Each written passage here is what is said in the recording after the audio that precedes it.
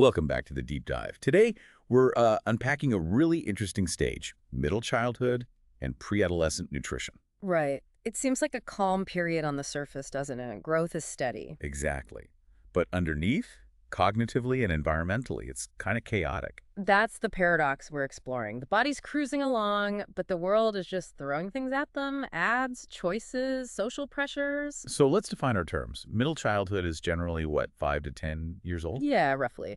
And pre-adolescence overlaps a bit. Think girls maybe 9 to 11, boys 10 to 12. Got it. And our mission today, for you listening, is to understand why this school age period is so critical. It's not just about getting through the day, right? Not at all. Nutritional status now, it has huge long-term impacts. We even see direct links between good nutrition, especially eating breakfast, and kids doing better in school. Better academic performance, okay? And crucially, it sets the stage for their health decades later. We're talking about reducing risks for things like type 2 diabetes, cardiovascular disease. So the stakes are high. And we're talking about a massive group of kids. Millions in the U.S. alone, about 24 million aged 6 to 11. But we have to acknowledge right away, the playing field isn't level. Our sources point to some serious disparities. Absolutely. Things like poverty, food insecurity, they cast a long shadow. And access to health care, too. The uninsured rate for Hispanic white children is nearly double that of non-Hispanic white children. That's a huge barrier to preventative care. It really is. So while we talk about food choices, we always need to remember that bigger picture, the environment, the economics, it all matters. Okay, let's jump into the physical side then. The growth. You said steady, not explosive. Right. Slow and steady wins the race here, unlike infancy or the teen years. Think maybe 7 pounds and 2.5 inches a year, on average. So parents shouldn't panic if their kid's appetite changes. Exactly. Appetite will fluctuate with these smaller growth spurts. 1 month they eat like a horse, the next they're picking. It's generally normal for this stage. How do we track this progress? What are the tools? The standard is the 2000 CDC growth charts. We look at BMI for age, weight for age, stature for age. BMI for age is key here. Right, the body mass index percentile. How do we interpret those? When should we be concerned? Okay, so if a child's BMI for age is at or above the 85th percentile, but below the 95th, we classify that as overweight. And above the 95th. That's classified as obesity. Okay. But here's a really, really crucial concept. If you remember one thing physiologically, make it this: the timing of the BMI rebound. Also called adiposity rebound. Yep, same thing. It's basically a normal increase in body fat that happens after it hits a low point. When does that usually happen? Typically around age 6, the body's sort of gearing up for adolescence down the road. And the timing matters because... An early BMI rebound, say, before age 5, is a strong predictor, a real warning sign for increased risk of overweight and obesity later in life. Wow, so that early rebound is like a glimpse into the future, potentially. It can be, yes. Very important marker. Good to know. And quickly, you mentioned Z-scores sometimes. Right. For clinicians managing kids already identified with obesity, Z-scores can give a more precise picture of how far they are from the average, which helps track progress with interventions. Less common for general screening, though. Okay, let's connect this physical stability to what's happening in their heads. Big changes there, right? Huge. They shift from what Piaget called magical thinking and egocentrism. You know, thinking the sidewalk made them trip. Right, towards more logical thinking. Exactly. Concrete operations. They start understanding cause and effect in a more rational way, like understanding that conservation of volume, pouring liquid into a different shaped glass, doesn't change the amount. And this links to their food choices. How? Well, a key development is self-efficacy. This is huge. It's their belief in their own ability to do something. Like, I know I should eat vegetables, and I actually can eat them. Precisely. They know what to do and feel capable of doing it, so they can start packing a simple lunch, maybe choosing appropriate snacks if guided.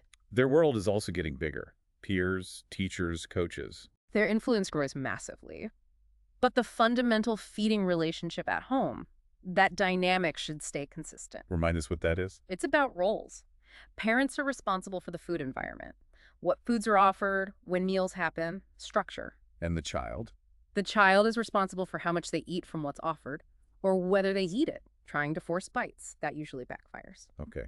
And family meals, still important. Incredibly important. The research is really strong here. Eating together is linked to better diet quality, more fruits, veggies, less soda, less fast food. Even linked to lower BMI. Yes, even when you control for things like socioeconomic status, that shared time is protective. That's the positive side. Yeah. Now, the not-so-positive influences. Yeah. Media. Oh, it's overwhelming. Get this. One study found nearly half, 49% of ads during Saturday morning kid shows were for food. Okay, and what kind of food? Well, of those food ads, 91% were for things high in fat, sodium, or added sugar. Basically, junk food. 91%. That's staggering. It feels like an uphill battle for healthy eating messages. It absolutely is. This marketing directly influences their preferences and choices, making them want these less nutritious, energy-dense foods. It works. No wonder the AAP wants to ban ads for young kids. Exactly. Ban ads for the under 7s and seriously curb unhealthy food ads for older kids. It's a major environmental pressure. And sometimes parental anxiety about weight can make things worse. Yeah, unfortunately. Things like being overly restrictive, constantly talking about weight, forbidding certain foods. It can actually make kids more interested in those foods. And it messes with their internal cues, like knowing when they're hungry or full. It can, yes. It can override their innate ability to regulate energy intake. And sadly, it can even plant the seeds for dieting behaviors or disordered eating down the line. Okay, let's shift to section 3, what they actually need. Energy and nutrients. And needs, that's the EER, right? Estimated energy requirement. Correct. It's calculated based on their gender, age, height, weight, and crucially, their physical activity level, or PAL. So activity makes a big difference. A huge difference. If you look at, say, Table 12.2 in the textbook, you'd see an active child needs significantly more calories than an inactive one, even if they're the same age and size. But overall, per pound or per kilogram, they need less energy than when they were toddlers. Generally, yes, because that rapid growth phase has slowed down. What about protein and fat? Protein needs are about 0.95 grams per kilogram of body weight per day for this whole 4 to 13 age range. Pretty straightforward. And fat. Still important. Yeah. We're aiming for 25 to 35% of total calories from fat, need those essential fatty acids, fat-soluble vitamins. The focus is limiting saturated and trans fats, favoring healthier fats. Okay, where do the requirements really change then? Micronutrients, specifically calcium and vitamin D. The needs really ramp up during preadolescence. Why then? Peak bone mass. They are building the skeleton they'll have for life. Calcium jumps from 1,000 milligrams a day for the 4 to 8-year-olds up to 1,300 milligrams for the 9 to 13 group. That's a big jump.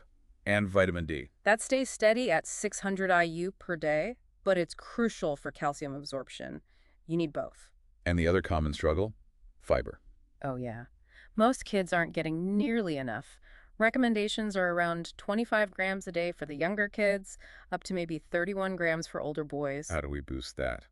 Think whole foods. Fruits with the peels on, vegetables, whole grains instead of refined, beans, lentils. Making those swaps consistently adds up. What about fluids? What should they be drinking? Water. Plain cold water is the best choice, hands down. Especially before, during, and after physical activity. Why emphasize water so much? Kids don't always recognize thirst as well as adults. Their thirst mechanism can be a bit delayed, so we need to encourage them to drink proactively. And things like soda, sports drinks, energy drinks? Strongly discouraged. Too much sugar, often caffeine, not great for hydration compared to water. Save those for, well, almost never. Good advice. What about lactose intolerance? Does that become more common now? It can, yes, especially as kids get older, and it's more prevalent in certain groups, Latinx, Black, Asian American populations. So, cut out dairy. Not necessarily the first step. Dairy is such a key source of calcium and vitamin D. The recommendation is usually to try smaller amounts, maybe spread throughout the day, or lactose-free milk before eliminating dairy entirely. Build tolerance if possible. Okay, that makes sense. Which leads us neatly into section 4, common nutrition problems, iron deficiency. Is that still a big issue? Less common than in toddlerhood, thankfully, but still a risk. We watch for it, especially in kids with obesity, those on restrictive diets like vegetarianism without careful planning, or in girls who've started menstruating. And treatment involves? Usually an iron supplement trial and lots of education on iron-rich foods, meat, fortified cereals, pairing those with a vitamin C source to boost absorption. What about teeth? Dental caries, or cavities, are a huge problem. About half of kids aged 6 to 9 have had decay. Half. Wow. Prevention. Limit sticky sweets, raisins, gummy candies are notorious. Encourage snacks that combine carbs with protein or fat, not just pure sugar. And of course, regular brushing and a reliable fluoride source are absolutely essential. Okay, now the really big one. overweight and obesity. The prevalence is high, right? Disturbingly high. Over a third of 9 to 11-year-olds fall into the overweight or obese categories. And we see those disparities again here. Starkly, rates of obesity are significantly higher among Latinx and Black children compared to white and Asian American children. It's a persistent public health challenge. The textbook has a case study, right, Tyler? Yeah, case study 12.1. A 7-year-old boy at the 95th percentile. It illustrates common predictors, things like maternal obesity, maybe a more sedentary home environment. It's a typical scenario, unfortunately. Now, you mentioned predictors earlier, those critical periods. Right, worth repeating. Gestation and early infancy, that BMI rebound timing we talked about, and then adolescence itself. These are windows of vulnerability. And screen time plays a big role here, too. A massive role. It's a double hit. More screen time often means less physical activity. And more exposure to those junk food ads. Exactly. Studies link watching TV for more than, say, 1.5 hours a day for 4 to 9-year-olds with a higher risk of obesity. It displaces activity and drives unhealthy consumption. So if a child is identified as having overweight or obesity, what's the approach? There's a recommended 4-stage approach, often cited from the AAP and Academy of Nutrition and Dietetics. Okay, what are the stages? Stage 1 is basically prevention plus his general healthy lifestyle advice. Stage 2 is structured weight management, adding more specific goals and monitoring. Stage 3 is a comprehensive multidisciplinary intervention. Think dietitian, doctor, maybe a behavioral counselor working together. That's stage 4. That's tertiary care intervention. It's the most intensive level, usually for severely obese adolescents, potentially involving specialized programs or, in rare cases, medication or surgery much later on. And the weight goals are careful, right?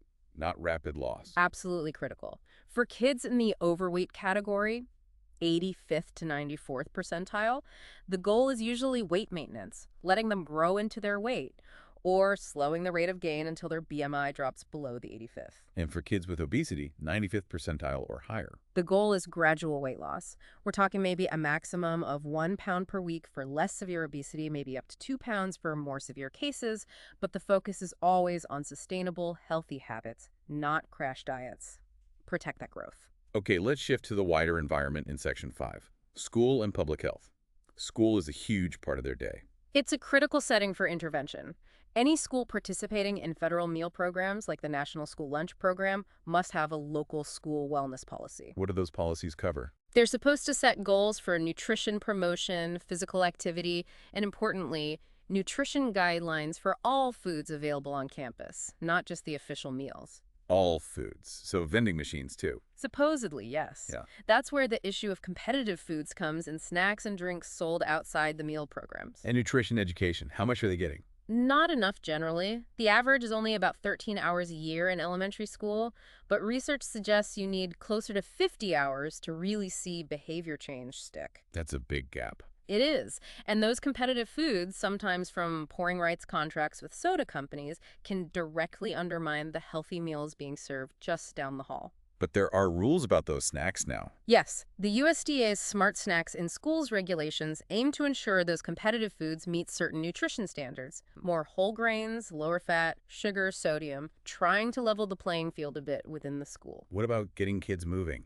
Physical activity goals. The guideline is at least 60 minutes of moderate to vigorous physical activity daily, every day. How do we make that happen? Parents are key role models, making activity a family norm, limiting screen time.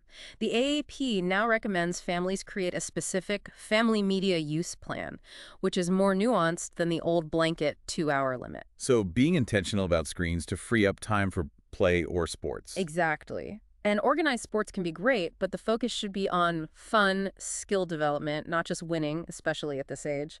And water for hydration during activity. Let's talk about those federal meal programs. How important are they? Immensely important. The National School Lunch Program, NSLP, provides lunches that have to meet specific standards, offering things like fat-free or low-fat milk, more whole grains, fruits, vegetables. They aim to provide about 1/3 of a child's daily nutrient needs. And the breakfast program. The School Breakfast Program, SBP, is similar, aiming for 1/4 of daily needs. Both were strengthened by the Healthy, Hunger-Free Kids Act of 2010. Did those changes actually improve what kids ate? Yes, studies show the nutritional quality of meals chosen by students went up.